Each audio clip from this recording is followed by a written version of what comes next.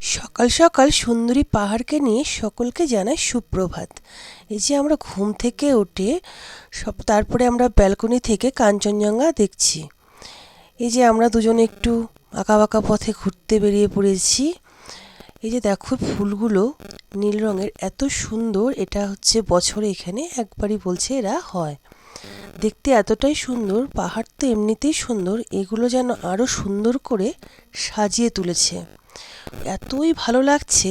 আর দেখো সবুজটা মানে এতটাই সুন্দর, মানে খুব ভালো লাগছে আমাদের। আমরা এখান থেকে ঘুরতে ঘুরতে বুদ্ধ মন্দির সামনে ছিল, পায়ে হেঁটে ওটা একটু দেখে এলাম। এই যে রুমে এসে আমরা স্নান করে একটু রেডি হলাম, এখন আমরা সাইট সিন করতে বেরোবো, তার জন্য রেডি হয়ে গেছি।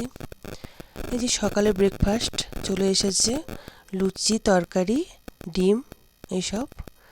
আমরা এবার রেডি হয়ে বসে আছি। গাড়ি আসবে, কিন্তু গাড়িটা আসতে অনেকটাই লেট করেছে। গাড়িটার কোনো একটা সমস্যা হয়েছিল, এই জন্য মানে বেরোনোর কথা ছিল আমাদের অনেকটাই আগে। আমরা তো ভয় পাচ্ছিলাম যে সাইট সম্পূর্ণ শেষ করতে পারবো কিনা সাইট সিনগুলো, কিন্তু না, আমাদের ড্রাইভার দাদা যে ছিল খুব ভালো, সুন্দরভাবে ঘুরিয়ে আমাদের দেখিয়ে দিয়েছে, সব কমপ্লিট করে দিয়েছে। যাক, অবশেষে গাড়ি এসেছে। এবার আমরা রওনা দিলাম। এই যে বেরিয়ে পড়েছি, দেখো কি সুন্দর, পাহাড়ের কোলে একদম কুয়াশার মতো দেখা যাচ্ছে। আর দূরের বাড়িগুলো দেখো এতটাই সুন্দর, মানে এতই ভালো লাগছে দেখতে, মানে উঁচু নিচু করে আছে, মানে খুবই সুন্দর লাগে, খুব সুন্দর, খুব মানে এতটাই ভালো লাগছে। আর ডিপ একদম নিচে, রাতে তো আরও সুন্দর লাগে। এবার আমরা ট্রি গার্ডেনে টিকিট কেটে এখানে প্রবেশ করছি। এখন ট্রি গার্ডেনে। এই যে এইসব ভাড়ার পাওয়া যাচ্ছে এখানে।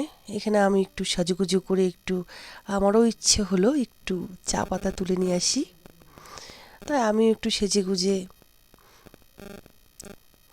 এই যে এটা বুদ্ধ মন্দির।